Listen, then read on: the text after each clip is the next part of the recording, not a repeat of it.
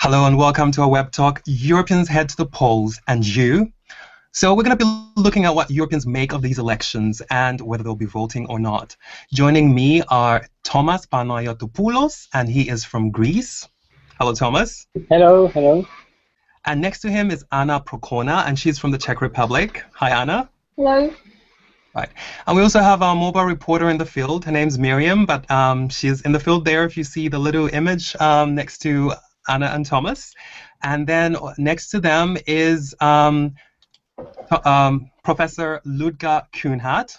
And Hello. He's joining us from the Center of European Integration Studies. Hello, Professor. Hello. And then we also have Joseph Finn, who's joining us from Middlesbrough, England. Hello. Hello, Joseph.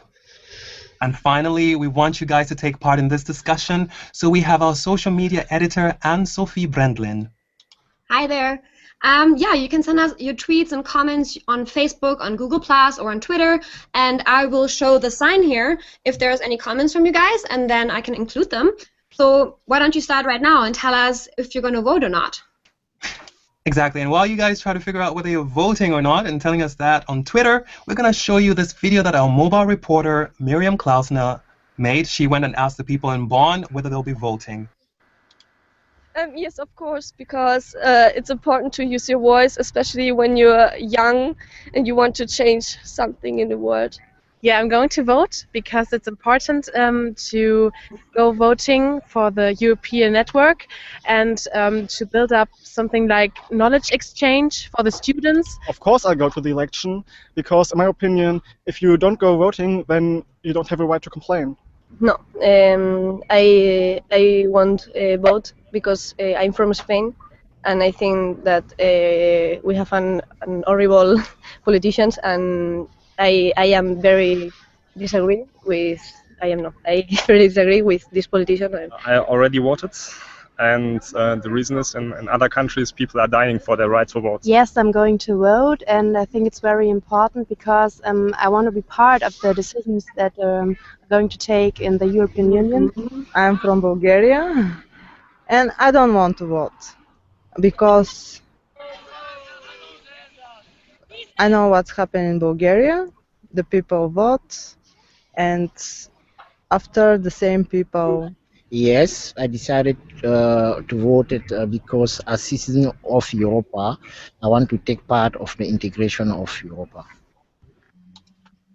Right, so we heard what people in Bonn had to say about voting. It looks like most of them will be voting in these elections.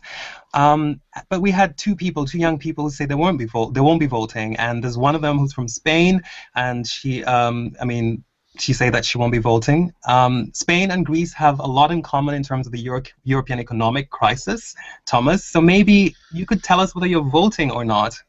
Because I'll be definitely voting because for me it's important to show to everyone that if you're not participating in anything, even though you're disagreeing, you will never change anything. So it's important to vote, first of all. Secondly, I can understand that a lot of young people from these countries which are in the economic crisis in Europe, southern countries, Italy, Spain, Portugal, younger people are depressed because of high unemployment in these countries. I can understand that, but they should still go and vote if they want to change something. Right, so you think, of course, the best way to protest is also by voting. What about young people from the Czech Republic, Anna? Is it similar? I mean, how do they feel about voting in the EU elections? Well, I think that young people in Czech Republic, they are quite eager to vote. However, still only around 27 to 30% of the whole population of Czech Republic go and vote for the European election, which I still think is a very low turnout. So I would only suggest for everyone, not even young people, just to go and vote, because then people complain, and if they don't vote, they shouldn't really be complaining. So you are I take it you're voting yourself? Yes. Great. Joseph, the UK was voting today. I mean, like yes. The Netherlands, they are the two first countries to be voting in these EU elections. Have you been out to vote yet? Not yet. I'm going to go to vote after this discussion, and I'm really looking forward to voting because I've just turned 18 this year, so it'll be my first time that I can vote. But what I've noticed at my college is that nobody's talking about the European elections, so I can't see there being a big turnout in the European elections here. Right. So why are you voting? I mean, it doesn't seem to be a big deal where you are, so why have you decided to vote? Well, there's a party called UKIP, which are a Eurosceptic party, and they're getting a lot of support at the moment. But I'd like to stay in the European Union, so I want to use my vote to support a party who wants to stay in the EU too. Right. Do you know anyone who's voting for UKIP? Yes, I do. I do know some friends here. Are they young people like yourself, or are they much older? I think the majority would probably be older than me. But also there will be some young people. The problem with UKIP is that we don't get a lot of information about the EU here, and UKIP have used a lot of campaigns that have used figures that are a bit misleading, and people have been misled by that. All right. All right. Well, it seems we have a comment from social media, so maybe we'll just take that comment from Anne-Sophie now. Let's hear what people are saying. Yeah, we actually have someone else who wants to vote for UKIP, and that created quite some backlash on our Google Plus discussion. I can show you guys. His name is Anthony Drake, and he says that he's definitely voting tomorrow. He can't wait. And he's saying that UKIP is going to get his vote, not just because of the EU, but all of their policies answer his concerns. We need to be out of this EU nonsense ASAP. And he keeps going, why? Because of, you know, speed limits and a lot of regulations. And then we have a ton of comments. It really created a lot of backlash, as you can see. And yeah, so there's actually quite some people out there who will vote for UKIP. Right. Let's turn to Professor Kühnhardt. You've just heard the talk about UKIP, and it's not the only right-wing party in Europe that's been gaining popularity. There's also Front National in France. There's Geert Wilders' party in the Netherlands. I mean, why is it that we see a lot of support for these parties? And do you expect people to turn out in high numbers to vote for them in these countries? Well, I think first of all we have to put all this into a context. On May 25, we have two elections in Europe. The election in the Ukraine takes place in the shadow of people running around with Kalashnikovs. In the EU, we have free and fair elections, which includes the right of people not to vote, and it includes the right of people to be critical about certain regulations. You mentioned speed limits, or even about the whole EU as such. This is an expression of the free and democratic system we live in, and I understand that most of those people who are labeled Eurosceptics these days, if at all they have one thing in common, they all realize that Europe is getting serious, that European integration and interdependencies among our societies are getting serious, and they are afraid of losing their identity or even some national power. So in a way, this wave of Euroscepticism, in my view, is explicable, but I think it is not going to derail the European path of integration. All right. Well, maybe let's just turn to Miriam and see what people in Bonn are saying. I mean, maybe, I don't know if there's support for such parties, but we could just turn to Miriam to see what people are saying, at least on the streets of Bonn. Of course, not everyone in the park is talking about the European elections, but I bumped into a group of Erasmus students, and they were just discussing the biggest problems young people are facing in their countries. Unfortunately, they had to go to a lecture, so I've just to summarize what they told me. And I met two girls from France. They were saying there's no proper job in France, or they will certainly not find a proper job when they finish their studies. I met a girl from Greece. She was saying she doesn't see any future in Greece. She will not get a proper job there, and all her friends are looking for jobs abroad. And then there was a guy from Spain. He was pretty disappointed with the Spanish system. He says he is not able to finish his PhD in Spain because there are no university grants anymore. And from your discussion, they would like to know, I'd like to know, are the problems that people were mentioning only specific to their countries? Right. So, I mean, we have with us here 3 young people and one from the UK, and then, of course, Thomas, who's from Greece and Germany, and also Anna, who's from the Czech Republic. Maybe I'll start with Anna. Anna, are these problems similar to those of young people in the Czech Republic? Yes, I think not to that much extent, but I think there are still some problems that young people in Czech Republic are facing, especially if they are studying humanities, like we are politics or anything. So that there is a really high unemployment, and I think people would like to change that, and they do complain about it a lot and move abroad. And what about, well, for Greece, I don't know how much contact you have with people in Greece. Thomas, maybe you could just tell us about what young people in Greece, your friends especially, may be saying. Well, what your reporter just reported from the center of Bonn, where she met a Greek girl, is a bit the picture of the Greek youth today, and especially students. They don't see any opportunities in their countries. But this is something from friends from Greece, Italy, and Spain. I hear it. It's the idea that the only way is to get out of their countries and get to move somewhere else to find a job. So, and this has repercussions on their idea they have about the European Union, that the European Union is not seen by these persons as a place where you can have multiple possibilities, but it's seen as a European Union where you only have opportunities outside of your country, which is a bit the truth at the moment in these countries. But I think this is the major problem the European Union should tackle if this young people should change their mind. Right. Well, I mean, what about you, Joseph? I just want to know from you, because you are in a country that actually might want out of the EU. Yes. How are young people, how do they perceive the EU? Do they see it as a place where they can move for work, or do they just see it as a waste of money? I mean, your friends especially, people you have contact with. Well, I think Miriam mentioned that in certain countries there are problems with funding for university. And a few years ago, the university fees were raised by quite a bit here in the UK. But I think a good thing from that is that we get a lot of grants to help poorer students go to university. So I don't think we have this idea that Europe can be somewhere where we could go and study, unless you were a language student, or maybe a student who was doing something specific like biochemistry or something that you would need to go abroad to enlarge your opportunities. All right.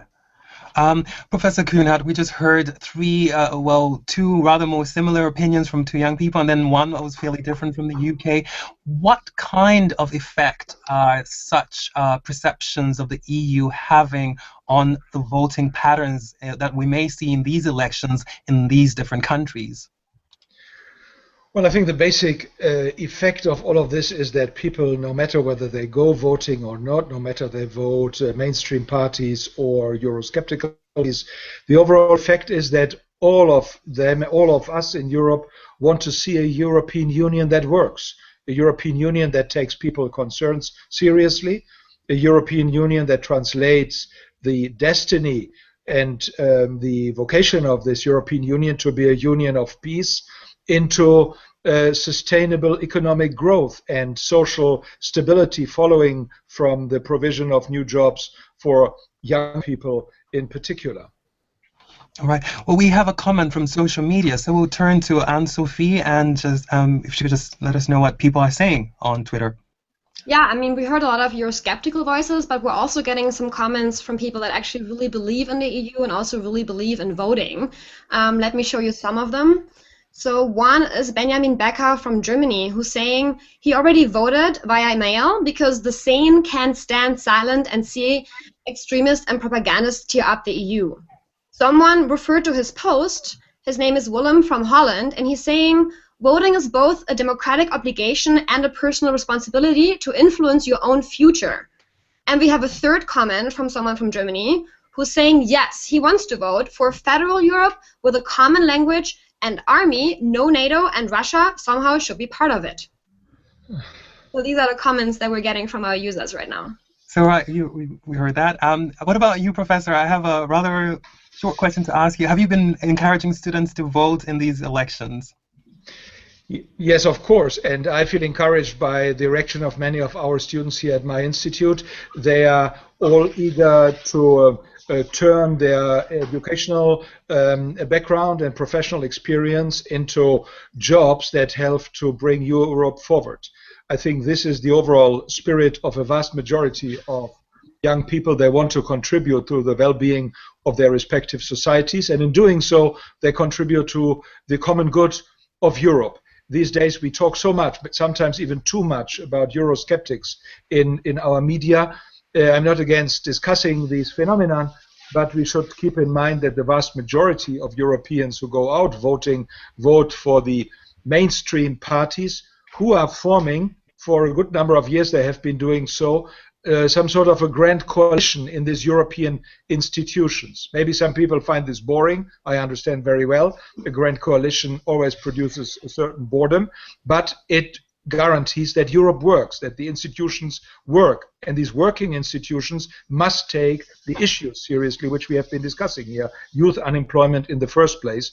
Otherwise, Europe is in danger to even increase the number of Eurosceptics in the years ahead. Right. Maybe let's just have a little mini vote for our guests.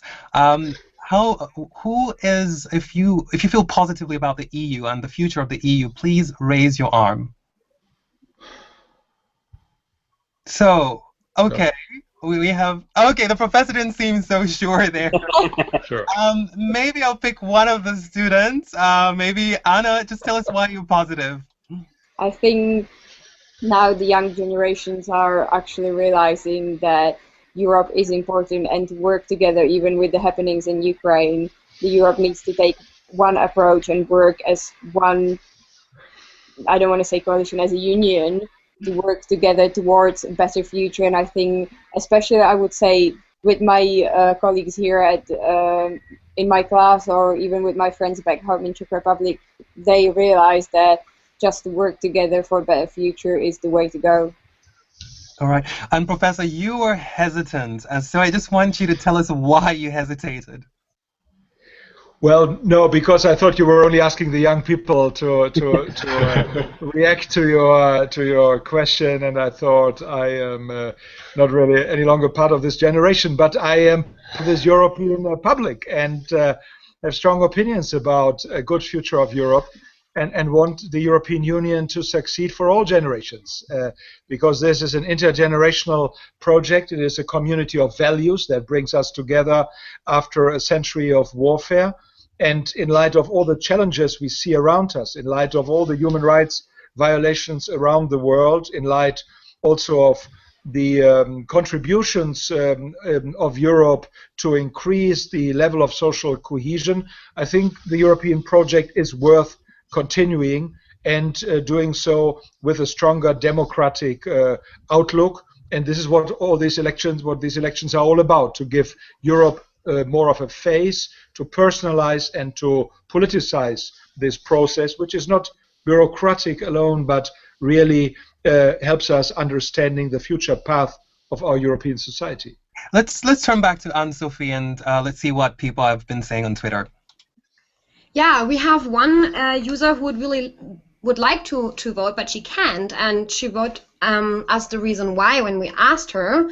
Her name is Katie Burton. She's from the UK, and she hasn't been in the UK for more than 15 years because she's working in Austria. So she's saying no vote for me in the EU elections. She was disenfranchised in the UK, and it's too late for her to vote in Austria. And then in another post, she said that's one of the reasons, the complex sign-up, that she would like to actually take on the German nationality, because that's how much she actually wants to vote. Right. Well, we have Anna and Thomas, two people who are actually in Germany, and you have other foreign friends studying here, I believe. How many of them are not voting because of just how complicated it is? I think generally there is a big the whole subject about voting and about people of the European Union being abroad voting is very complex, and a lot get confused about what, how, and where, and if they could or not vote. We had a discussion before at lunchtime with a lot of people, and it was funny because everyone has had his opinion about who could vote and not. But yeah, there is a confusion, and I think this comes from the fact that the European elections are based in every country with the laws of every country, and I think a common European election law would be would go in the good direction to put aside this whole confusion and to show to the European people that that we are truly a union, and they can easily vote even abroad. Right. Well, yeah, I mean, that's obviously the problem with the EU, because there's, 28 different countries now, 28 electoral systems that people have to deal with.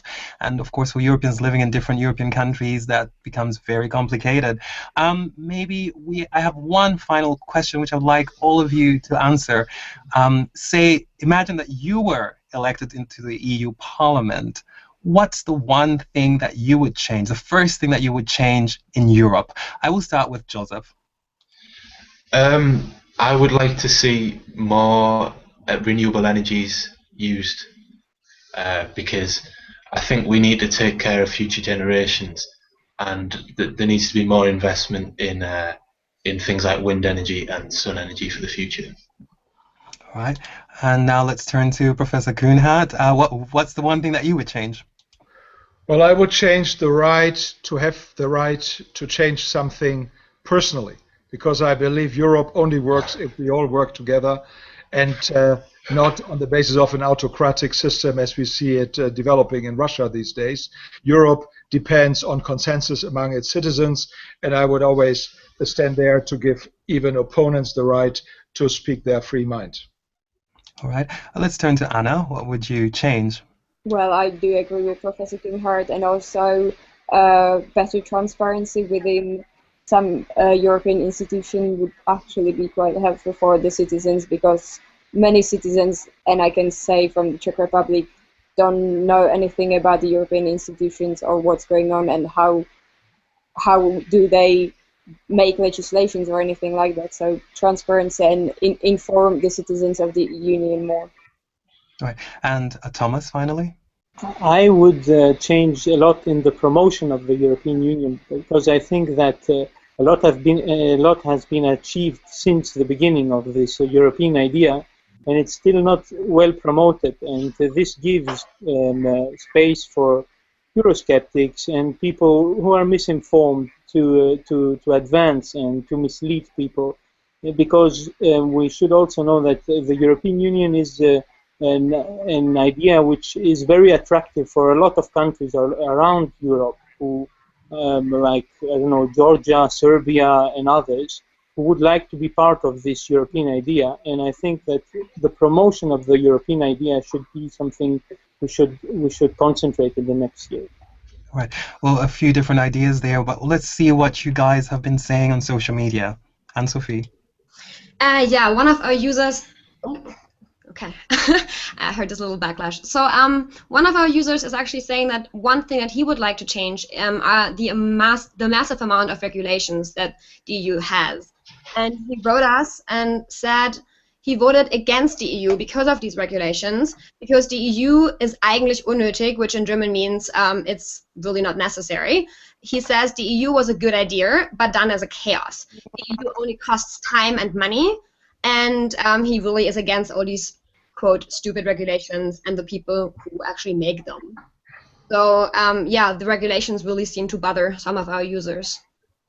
Right. So, some people think that the EU is not as important, but I mean, obviously the best way for them to make their opinion known is perhaps to go out and vote. So, we've come to the end of this Hangout, and I'd like to thank you, all of our guests, for joining us today. Thank you. And for the rest of you, you can obviously join our discussion on social media, because that will continue. Just remember to use the hashtag DWWebTalk. Otherwise, please visit our Europe special at dw.de/Europe 2014.